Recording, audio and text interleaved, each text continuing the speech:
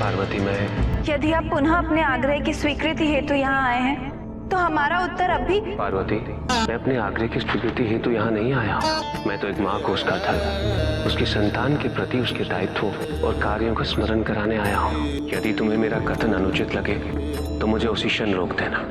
क्या मुझे अनुमति है? आपको अनुमति की कोई आवश्यकता नहीं है स्वामी। उचित है पार्वती, मैं जगत पिता हूँ और तुम जगत माता। क्या एक माँ के लिए उसके व्यक्तिगत धर्म का अनुपालन उसके मातृ धर्म से अधिक महत्वपूर्ण हो सकता है? एक माँ केवल जननी ही नहीं, अभी तो संरक्षक भी होती है।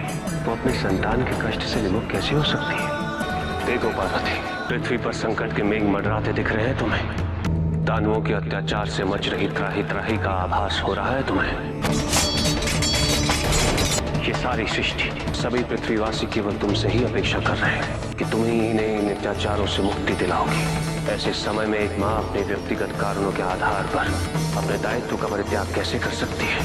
हम आपके कथन से सहमत हैं स्वामी, किंतु मातृ धर्म का पालन करने हेतु हम अपने पत्नी धर्म की उपेक्षा नहीं कर सकते।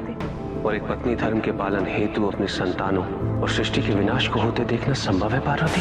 पार्वती, एक माँ के लिए मातृ धर्म से बड़ा कोई भी धर्म नहीं होता।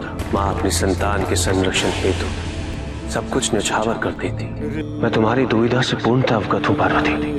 यदि ये कार्य मैं स्वयं कर सकता तो मैं तुम्हें इस परिस्थिति का सामना कभी नहीं करने देता, किंतु दानवों को यह वरदान मिला है कि उनका संहार केवल आदिशक्ति द्वारा ही संभव है। मैं तुम्हारी इच्छा के विरुद्ध तुम्हें कोई भी कार्य करने के लिए विवश नहीं करूंगा पार्वती। इसीलिए निर्णय मैं तुम पे छोड़ता हूँ। केवल एक आग्रह है मेरा, यदि तुम अपने इसी निर्णय पर अटल रहे तो इसकी घोषणा करने में विलंब न करना।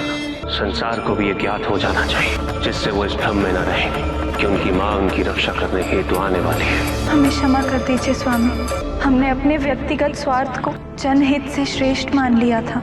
हमें आदेश दीजिए कि हमें क्या करना है।